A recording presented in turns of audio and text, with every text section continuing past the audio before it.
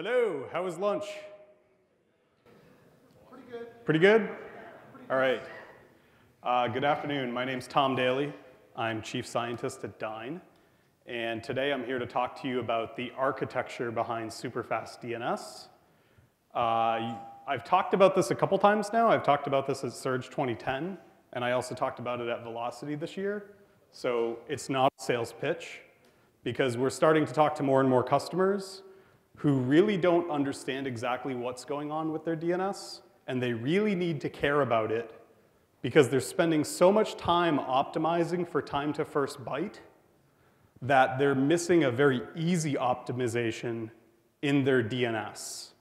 And so we spend a lot of time worrying about TTFB, and I'm trying to convince people that we need to start paying attention to TTF DNS QR. The marketing guys don't like this, but I'm going to make it up anyways. So you can see on this slide, you have a page with a connect and wait time of 143 milliseconds, or 51 and 143 milliseconds for your wait time. And you spent 167 millis just on DNS. So practically half of your time to first byte was spent on DNS on this page. We really want to help people fix this. So if you look at the way your browser works, the DNS query for the initial content on your page blocks everything your browser can possibly do. Everything. You get no pipelining effect on that first page whatsoever until you get through that initial DNS request and you actually start downloading the content body of the web page. I don't think this is universally understood by people. People are really focused on making sure that that first page comes down quickly, but you have the DNS lookup there first before anything even gets started. So we want to dive in and understand exactly how we can optimize this for our sites and get away from 200 and 300 millisecond DNS resolution times. So if you look at my last example, that's the website up on top. We had close to 100 millis of wait time on DNS. And if we go down to my optimized example for our own website, we have under 22 millis for the first response to that web page. Super, super fast. And it's a multifaceted problem, right? As you go from making all the recommendations that all the different tools out there, whether it be YSlow or Web Page Tester, whoever it is, they'll tell you to pipeline across more FQDNs to speed up your site. A lot of the cloud-based services that we see today, the entry point into their load balancer or into a host is based around some sort of FQDN that you typically need to CNAME into. If you're running certain proprietary global server load balancing devices, they will require multiple layers of delegation. And if you're not carefully picking the TTLs that you use for your records, either for taking advantage of more caching in the recursive layer or less caching in the recursive layer for agility of your application, well, all of these things result in more and more and more DNS queries. And I'm trying to tell people, I'm trying to educate customers at Dyne that you need to find the right balance between the number of DNS queries you're going to execute and exactly how much HTTP optimization you can have. And these round trips, no matter what you do, they're incredibly expensive in DNS because number one, it's a round trip, and the payoff for that round trip is very, very low, right? It has a very, very simple payload. I would much rather see you do multiple round trips bringing back 1,400 bytes of HTTP content rather than wasting round trips on 75 to 200 bytes of DNS queries. So we call this performance behind the byte. And if you look at this graph for this particular website, this is a scenario of some pretty bad Unicast name servers plus a layer of GSLB indirection plus a CDN's load balancing solution plus the actual transaction going right back to their origin server anyways. So we have about 4 layers of DNS indirection we're dealing with, and that's the pink line. And the blue line is their actual web page response. So half of their entire time for loading up this site is spent just on DNS.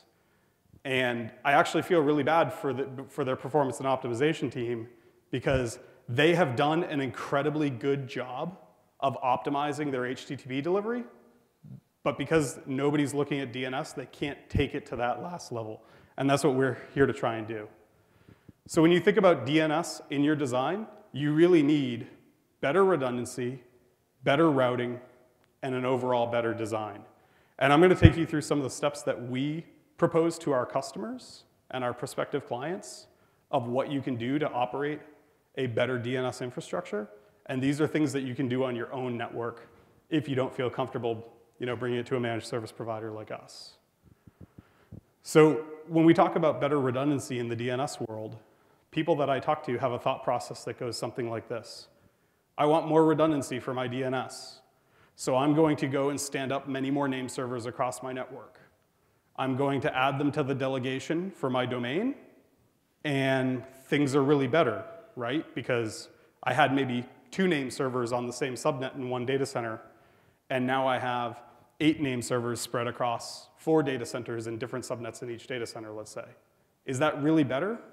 And I'm going to argue that the answer is truly no, because the enemy that you're faced with is DNS protocol resiliency. When you look at how DNS was designed in the 80s, we were always dealing with lossy networks. We were dealing with dial-up, maybe ISDN circuits, with high amounts of packet loss. And so the DNS protocol actually was engineered to deal with these lossy networks. So there are many, many retry mechanisms inherently built into the protocol. So if you look at what your Mac or your Windows box does, when it fails a DNS query or when it cannot get an answer back for a DNS query, a lot of modern implementations are setting a 2 to 10 second timeout. So in the browser, you just stalled for 2 to 10 seconds. How many of your users, if they saw a 2-second stall on your site, would just give up and go away on an e-commerce site? Show of hands? Just gone, right? Like kiss that revenue goodbye. Well, that behavior that's exhibited at the edge of the network at the stub resolver is also true at the recursive DNS that your ISP is providing to users. So when you're running authoritative DNS servers and one of them isn't responding, you can cause a delay of 2 to 10 full seconds in that recursive DNS. The other thing that we point out to people is that for the initial priming queries to get through the delegation of a domain, DNS round-trip time banding in 80% of the recursive implementations that are out there in the world require you to contact all of the potential name servers that are listed in the delegation before you form an affinity to the fastest responding name server. And I'll take you through that in a little bit. So when we look at domains and delegations, we always talk about the DNS tree and how there's different layers in the DNS tree. Well, for a particular domain, my example in this case, Dyn.com, I will have a cluster of DNS servers providing name service at the authoritative layer for that domain. So I have NS1 through 4. I have to keep the data in sync between these name servers. I want the same serial number of data to appear on these name servers all at the same time. And recursive DNS servers will come along and query these authoritatives. And recursives have different behaviors. We all know that TTLs are used to implement caching on the recursive, and that ultimately helps DNS be a less noisy protocol on the internet. But this round-trip time banding and this 2 to 10 second delay that gets served on you on a query failure is really important. So let's examine that. Let's take a look at a typical DNS request when things are running well. So you ask for Dyn.com. The recursive DNS goes and contacts the root servers. Those IP addresses are pre-populated in the recursive DNS server's root.hints file. It says, I don't know where that is. Let me give you a delegation to the .com server so you can go ask the .com servers. You go ask the .com servers, hey, tell me about www.dyn.com. They say, I don't know, but I'll give you a delegation to the pool of DNS servers running Dyn.com. I go ask that DNS server, hey, what's the IP for www.dyn.com? It says, oh, I know that. I'm authoritative for that response. And you get an IP address back. But as you make subsequent queries within that domain, now that you have the delegation, 80% of the recursives in the world are going to start performing round-trip time banding through those name servers in the delegation. So the first query for www.dyn.com might hit NS1, and then the second query in this case for cdn.dyn.com might hit NS2. The third query might hit, pixel.dyn.com, that hits NS3. And then the fourth query, hits ns4.dyn.com for GNS, for example.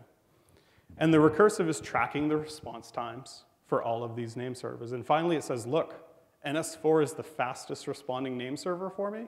It responds in 10 milliseconds, so I'm going to continue my queries against this name server until it's otherwise unavailable. So this is round-trip time banding affinity that occurs in DNS. There's a huge tax. As I said, I want to demonstrate the huge tax you pay when you deal with a lame delegation. So if I somehow have some offline name server, in this case I called it NS7, and you don't have a latency to it because you never get a response to your query, you make your first query to NS1, everything's fine. You try to make your second query to NS7, which can't respond for whatever reason, so you pay a 2 to 10 second tax on that query. You ultimately end up retrying for cdn.dyn.com to NS3 and get an answer, great. Now your page finally unblocked for that user who was making that request for the missed cache entry, and then you go through the rest of the cycle. So these delays can be hugely problematic when you're trying to make sure that you have a very, very dynamic, very, very flexible infrastructure, very, very fluid infrastructure, and very low TTLs, because things are expiring out of cache rapidly, and you have to go through that priming process for your delegation. Most name server networks are operated on unicast IP addressing. So when one name server goes offline out of the group, that 2 to 10 second tax is felt by all users in the population. And what we try to educate people about is that you should use an Anycast strategy for your DNS, because when one name server goes offline, at the underlying BGP routing layer, you can achieve redundancy in the network and keep things online, thereby keeping your entire user population happy. So kind of lesson number one is that delegation uptime truly matters. I know that when I started at Dyn in 2001, we would have occasionally one of our standard DNS name servers go offline, and we would say that's okay because we have 5 name servers. And the reality of it is the internet is still up, things are okay, but you're really killing performance for your user base. And even one offline name server can make a drastic difference in the quality of the performance that your users experience. So how do we do this? Well, we do this through better routing.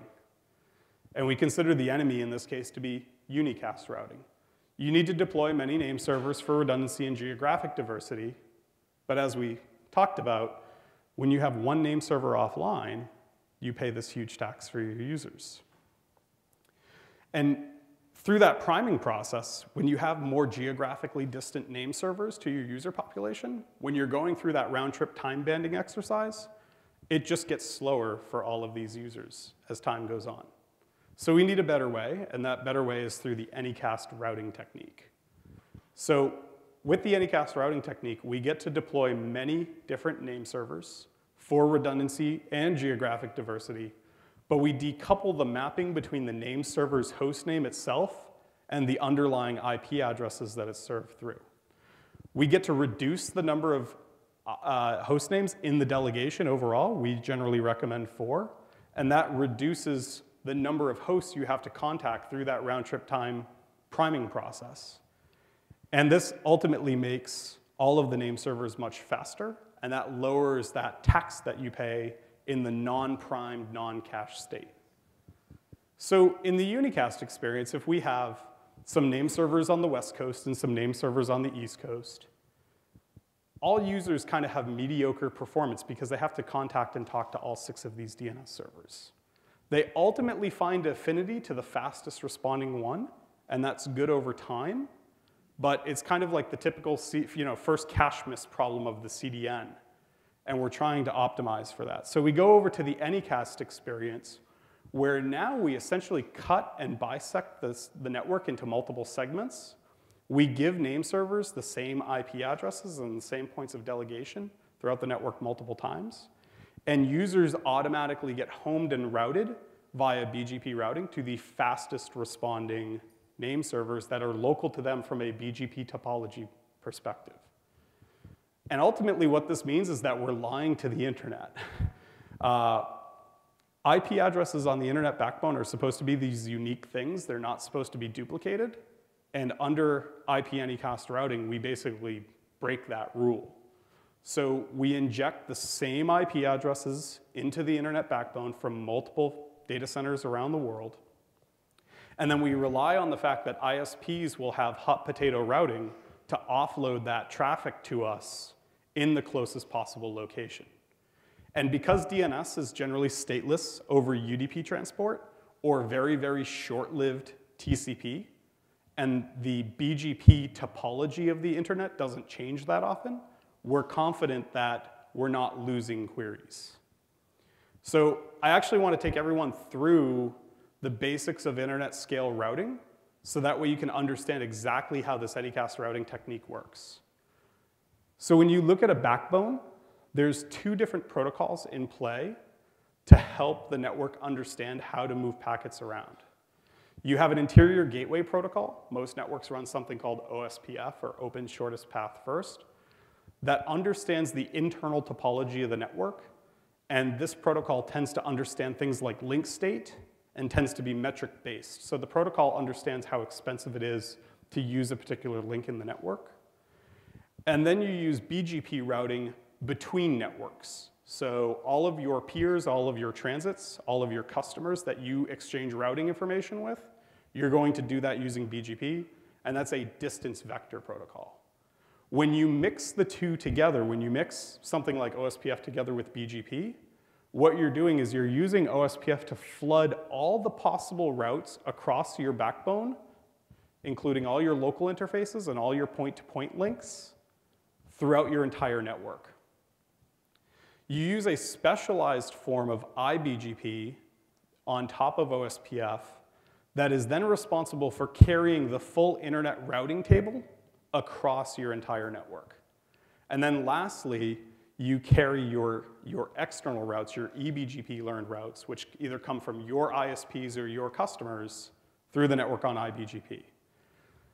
A partial decision factor about what link to actually take in your network comes from a computed cost of an end-to-end path using OSPF metrics.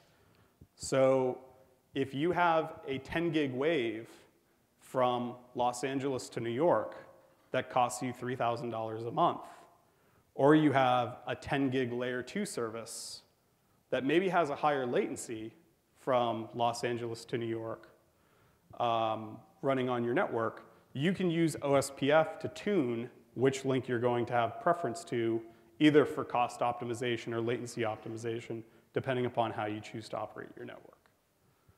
So let's look at this from kind of the 30,000 foot view, where a user on the West Coast is trying to get to a DNS server out in New York. They're connected to some ISP that's represented by an autonomous system number. We call this AS1. An autonomous system is a collection of routers that cooperate together under some sort of common routing policy. From AS1, you have a couple choices. The path could diverge out to AS2 and AS4. You have a little bit longer path via AS2 to get to AS3, and you eventually land at this DNS server that's sitting out in New York. So BGP is responsible for essentially announcing the best path routes along this end-to-end path from the West Coast to New York, and BGP will drive that decision. So this routing information gets exchanged between peer routers, only the best routes get shared, and then BGP has a bunch of decision-making policies that generally defines the shortest AS path as being the most optimal route. So in this case, if we go from AS1 to AS4, we have an AS path count of 2. That is a more optimal path versus the AS path of 1, 2, and 3, because that's 3 hops. So if we actually dive into our routers and kind of look at what this looks like, you can run on Junos, you can run the command show route and some IP address or some host name, and it will tell you what route it's actually taking. And you can see when I was trying to go to Level 3's website, I have peering direct to Level 3, so I see an AS path direct to 3356, and that is Level 3's autonomous system number, versus my other path, which was by Cogent. They're identified by 174, that's their autonomous system number. It was a better path for me to go directly through Level 3's backbone.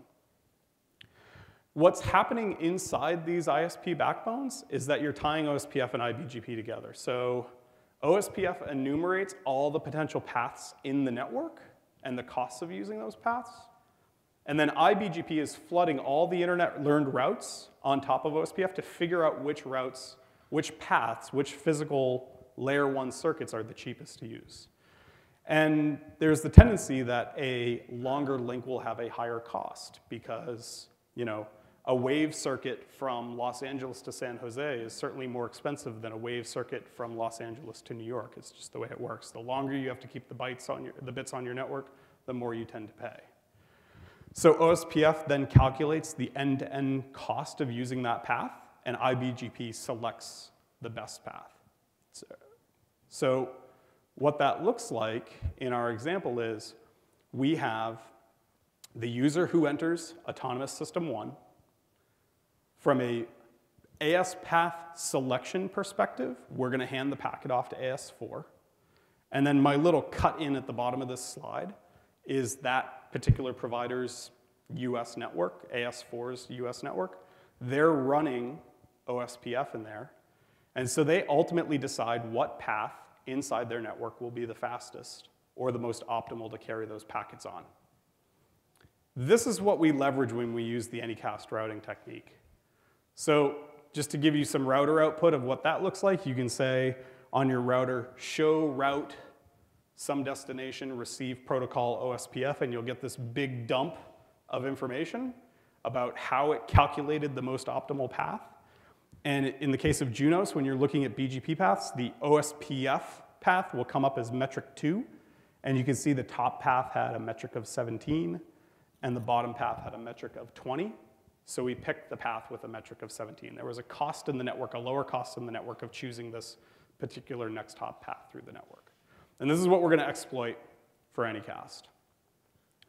So to make this actually work, you need to understand how BGP is going to carry packets across the network when packets are exchanged between networks, and then understand some of the decisions that ISPs are going to make for off-ramping traffic within their own networks as OSPF route selection happens.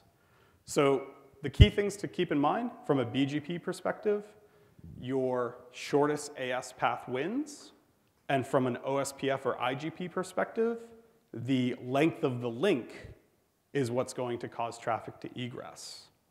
This is what allows ISPs to route around broken links in their network. They just say, this link is broken, increase the cost, make the cost of this link 300.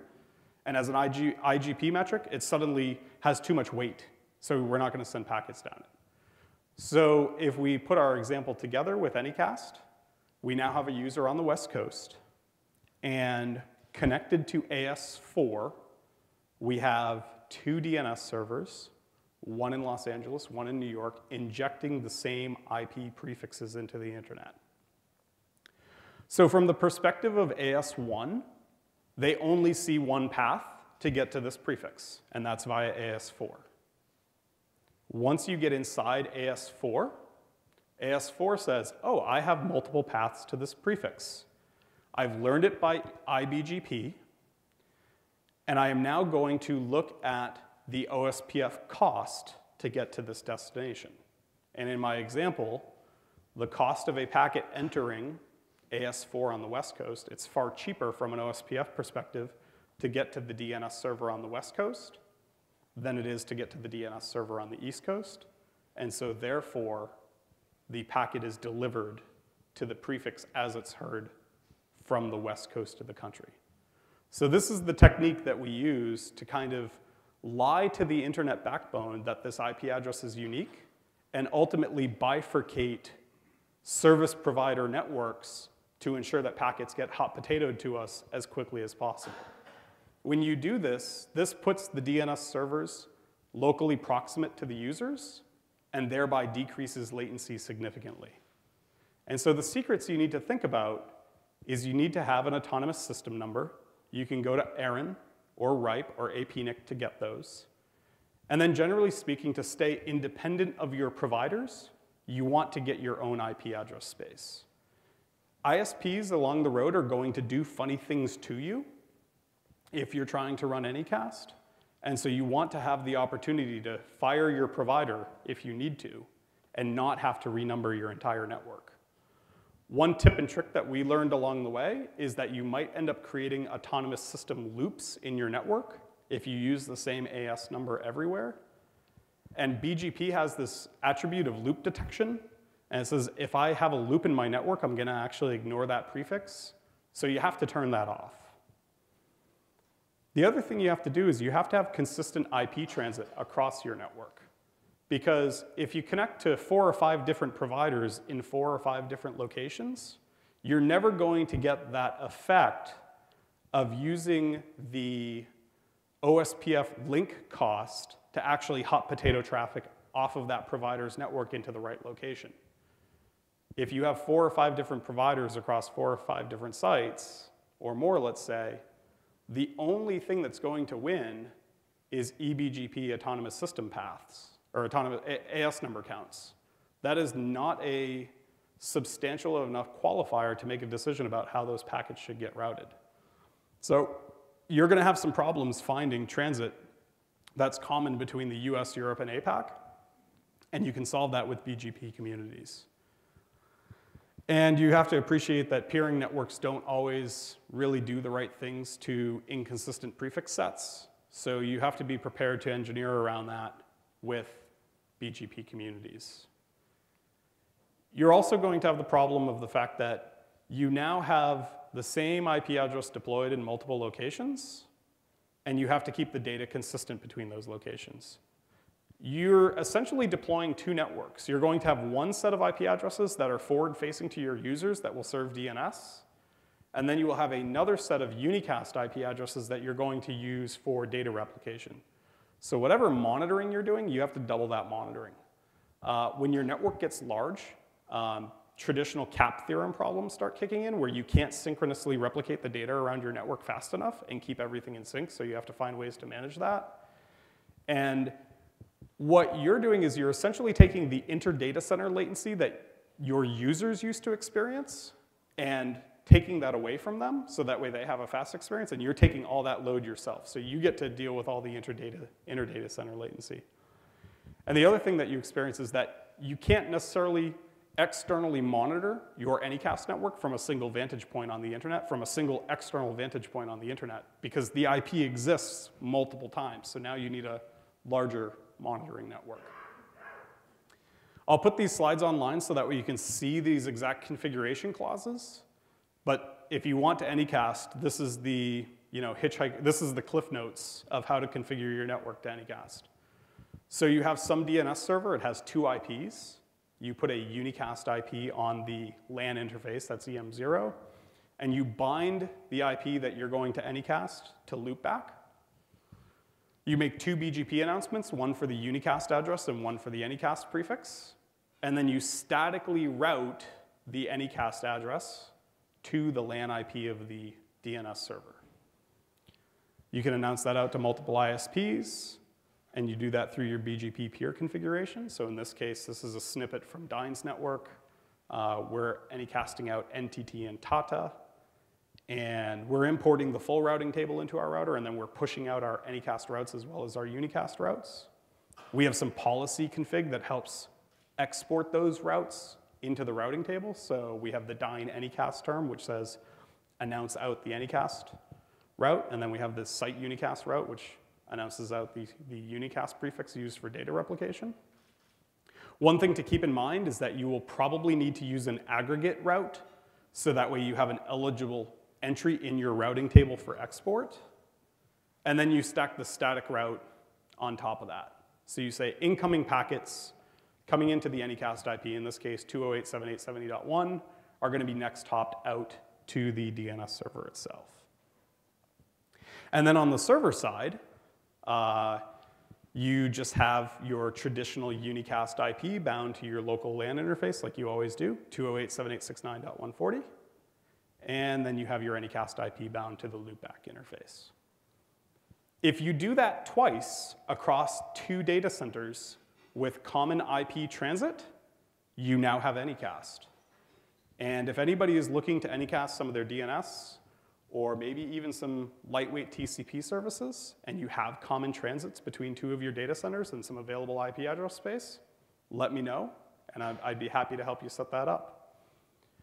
One of the challenges we had was that we needed to start using test prefixes in our network because production Anycast wasn't the place to start mucking around with new ISPs or new BGP communities.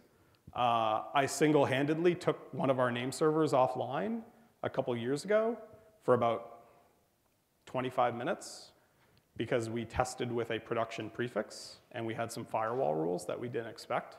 So we now moved into a state where we use test prefixes for pretty much anything. Anytime we're gonna manipulate our routing across our backbone providers, we do it on the test prefix first. We have a monitoring network of about 75 synthetic nodes across the world that we're able to see the impact of latency for. And then we actually apply that same routing methodology to the test prefix. Something I'm really looking forward to is that as we all get more familiar with real user monitoring tools, I actually want to start collecting this latency data right from the browser rather than from synthetic testing nodes. The last point I wanted to touch on is just the overall better design of DNS in the first place. You know, we're talking about optimizing the latency away from a network perspective. Well, what can we do at other layers of the system in the DNS network to reduce the latency of web transactions? So the enemy here is complexity. And I encounter folks who want to complicate their DNS designs unnecessarily all the time. They want to use multiple layers of delegation or indirection or long CNAME chains because they want to separate and segment areas of authority through their organization. Every time you do that, you're putting another DNS round trip onto the network. So try to keep your domain's topology as flat and in one zone as possible. TTLs are kind of funny things unless you have to mess with them regularly. Most people are like, yeah, a TTL of an hour, we're good. Spend the time to pick a sane TTL for the type of service that you expose. If you're going to be CNAMing maybe out to a host name for a cloud service provider, and you think that that node might go away rapidly, as it probably will at some point in the cloud, your server's going to fail, spend the time to pick a low TTL that meets your restore point or recovery time objective, so that way you get that DNS data flushed out as quickly as possible. If you have some service that's very, very stable, or maybe you're anycasting it, as we talked about, pick a really high TTL for that host name, and that way you can take advantage of all the downstream caching in the recursive layer of the network to be advantageous to you. And something else we see is put your DNS hardware as close to the border of your network, your exterior border of your network, as possible. When you start putting DNS servers behind firewalls and NAT boxes and DPI boxes and analyzers and multiple layers of switches, all these things induce measurable latency into your DNS lookup time. A DNS server, because of the nature of the query, should be able to respond in sub 1 millisecond very easily.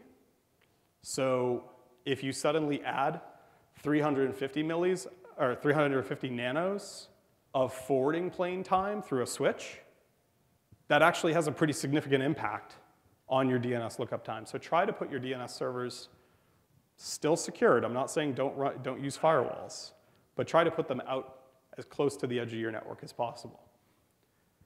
Doing this allows you to optimize for the sheer gains of the network. You get the anycasting effect. So this is a performance chart of ICMP response time for our Anycast nodes. On the left, it's one of our Anycast nodes. On the right, it's one of our Unicast IP addresses. And you can see the massive differential in response time, just from an ICMP perspective. We haven't turned up our node in South America yet, so that line's not as low as it should be, but it will be. And so now things like where you put your data centers really, really matter, because you start to care about things like the latency in fiber optics, right? A packet in a piece of fiber travels at about half the speed of light. So for about every 50 kilometers of fiber that your packet has to traverse, it's about 1 millisecond of latency. So if you design something in your network where it has to go all the way around the world for whatever reason, you have about a 430 millisecond round trip. And so you want to locate your assets in data center regional cores. That means locations where you don't put users out on big arms, long arms of the network. You want to keep them close to the core and kind of bisect that distance that they would otherwise have to ride across different ISP provider backbones. When you're anycasting, a lot of people say, well, you need to go get peering. We don't actually do that at Dyn. Our peering graph is on the left. We have about 10 or 12 adjacencies with other networks. Level 3 is one of our transits. Their peering graph is on the right. They have to do that. I buy it from them. I don't have to take that management overhead on to my network. So it's okay to run Anycast without peering. If you're into it and you want to try it out, or you're just looking for good data centers to go locate your stuff in, go check out peeringdb.com. You can log in as a guest. You can see where all the major peering fabrics are in the world. You can see who's connected to what public fabric. You can see what their public fabric IP addresses are, so you can trace route to them and find out what the latencies look like. And you can find the data centers that are most optimal for your application. Really cool site. And then you start getting obsessive about it, and this is something we're very kind of proud of at Dyn, because for our DNS servers, we don't run load balancers in the data center. For DNS, we run load balancers for things like our website and API, but for DNS, no load balancers whatsoever. Yet we have many clusters of machines actually serving DNS queries, and we use another routing trick called ECMP, or equal cost multipath routing. That's essentially like anycasting within the data center is the way to think of it. So if we lie to the internet backbone that we have this IP address in multiple locations around the world, we're also not afraid to lie to our own router in the data center that this IP address singly exists on one server in the data center. So it can be done in many, many ways. And that helps reduce latency of not having that packet traverse the forwarding plane of a load balancer. Also, from an application perspective, we are really encouraging people to run local copies of their DNS zones inside the data center. Take your authoritative zone that your app needs to run upon, right? And secondary slave a copy down into your data center, into your local data center's recursive DNS.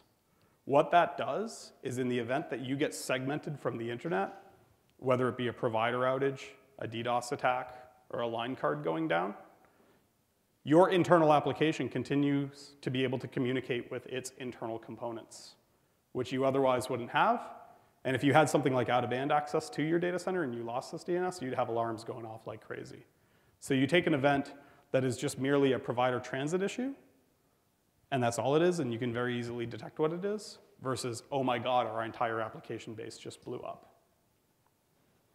So I've been talking for 38 minutes according to PowerPoint, and you might be saying, Daly, does any of this crap actually work?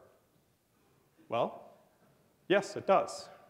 So the top trace is for Unicast, some named servers on an unsuspecting network versus those on an Anycast network.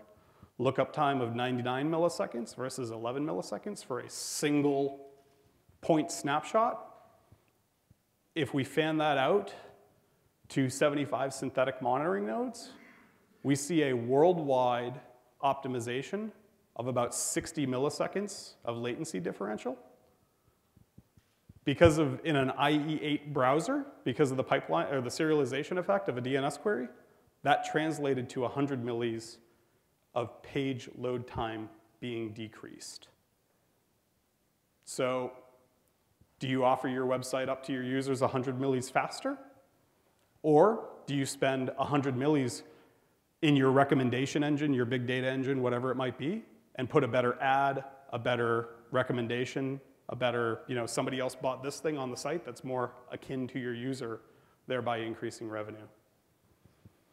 We see people using CDNs, and again, the name has been changed to protect the innocent, but people use CDNs. These CDNs are supposed to really help speed up your delivery, and they can't figure out why the CDN is so slow, and it turns out it's because the CNAME that they're using to enter the CDN with happens to be on really slow DNS.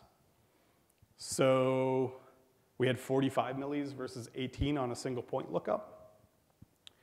75 synthetic monitoring nodes saw a 62 millisecond decrease in DNS response time. That shaves 75 millis of page load time off the elements, off of the object coming off of the CDN, and more overall stability in delivering that asset.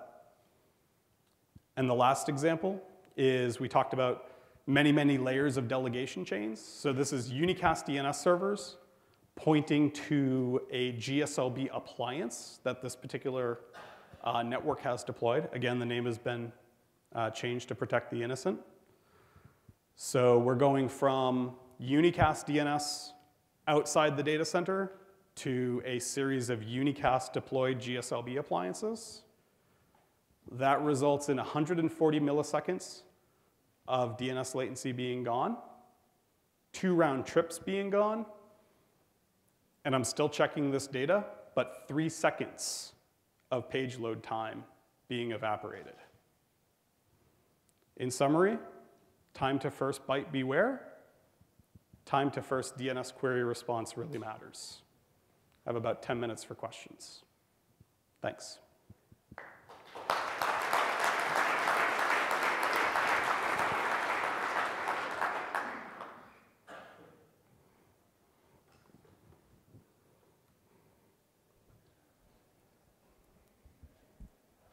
Hey, so you've got about 15 peers, and they're obviously not all transits. Okay.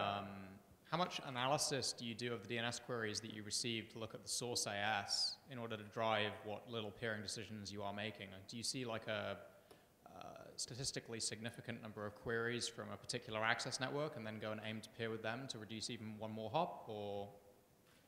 Good question.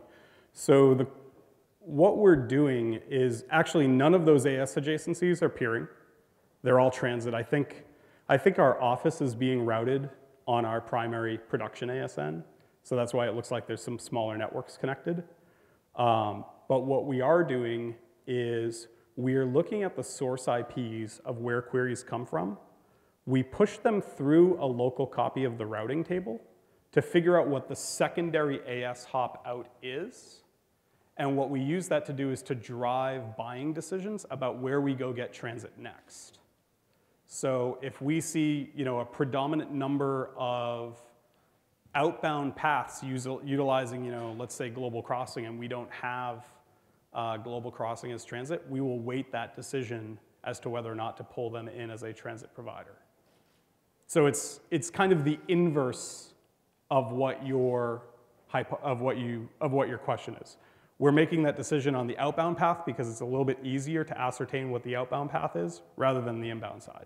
Is 15 transit appealing because you're all over the world and you're having trouble getting one provider or two providers or three providers in different locations? Yeah, there's about, last time I checked, there's probably about 9 transit providers that have a global footprint.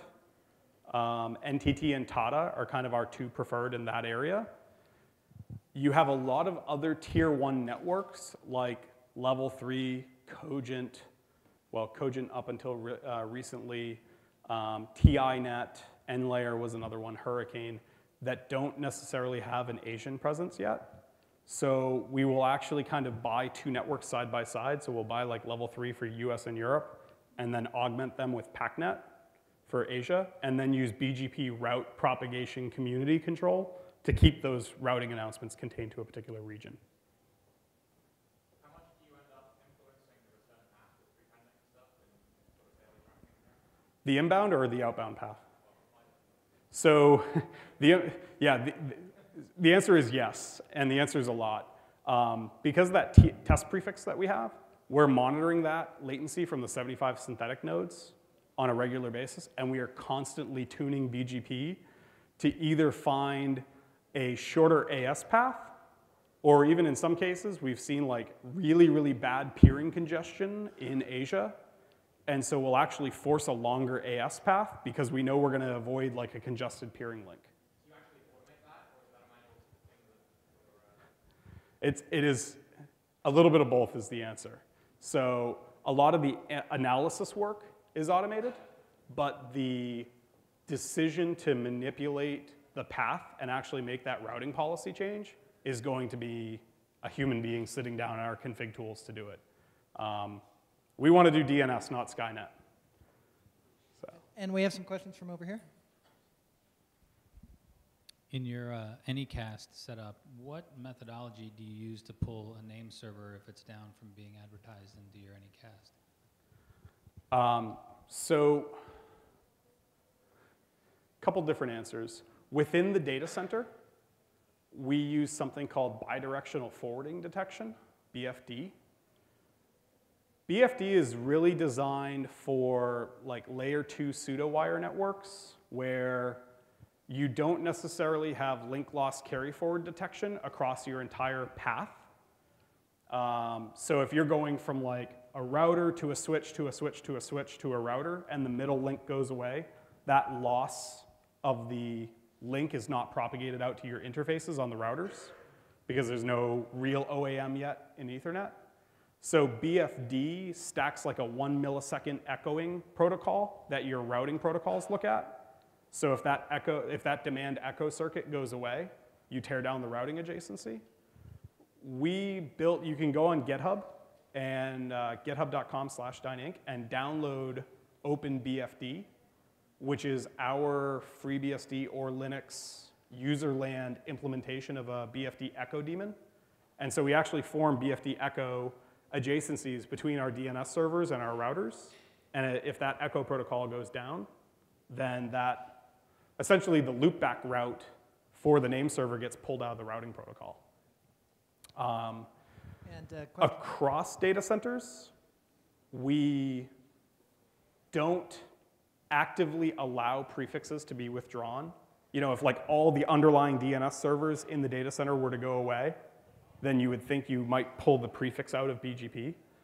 We don't do that because route flap dampening is still a very real thing on the backbone of the internet. And if you know route flap dampening, if it happens, it basically leads to crying in a corner and not being able to find hot water hot enough to get clean. So you cry for hours at a time. So we have conscientiously made the decision in our network that if we have a cascading failure in a data center, a human's going to get involved to rip those routes down. If you look across our delegations, we always have a best 3 out of 4 path rule. So from a user perspective, 3 of the delegation paths should take them across 3 different backbone networks to get to one data center, and the 4th path should take you to a different data center. So even if you black hole something within the POP, you have that 4th path as a safety net. And then we also have covering routes in BGP. Yeah. So in your Anycast setup, you announce a whole /24 network. Can you announce something smaller than a /24, /28, /29? You can announce anything you want, and it's just a question of whether or not the internet community chooses to listen to you, right? So in IPv4, a /24 is kind of the generally accepted prefix size that's going to be carried across eBGP. It even used to be like a /22 for some time, but as we're running out of v4 addresses, we have to slim down the size of the prefixes that we'll accept. In v6, you're either talking about like a 32 or a 48. You can play cool tricks on your backbone provider to actually traffic engineer at a more specific level than the 24 if they will carry that more specific in their backbone, and many of them do. It's one of the ways we help to fight against DDoS, because some of our facilities are more built up than others. So with multiple 10 gig ports, let's say, as opposed to like a 4-pack of giggies. And so what we'll actually do is there are times if we're fighting a big enough attack and it's to a single IP address within the block, we'll actually pop a more specific on one of those 10 gig connected sites and suck the DDoS to the more well-connected site. But that /32 routing announcement is probably not going to get heard by the entire internet. It's just going to manipulate routing within your provider's IGP. And a question from here? Can you describe your ECMP setup within the data center front end and your DNS clusters? As long as you're not a DNS competitor. No, I'm kidding. Yeah, so ECMP comes from the idea of I have multiple links between two routers, and I need to load balance traffic across those two links. It was a lot of people used it for load balancing across multiple T1 lines. At a layer 3 level.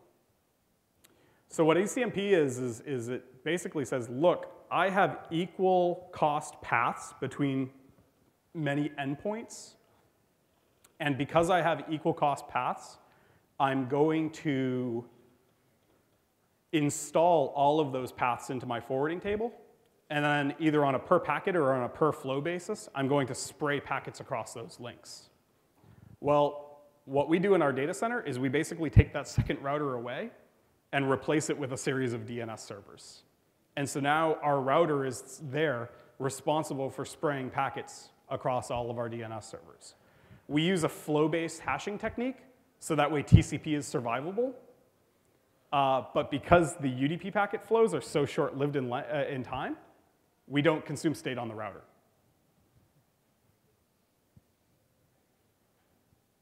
There's no further questions? Anybody else? Thank you, everyone.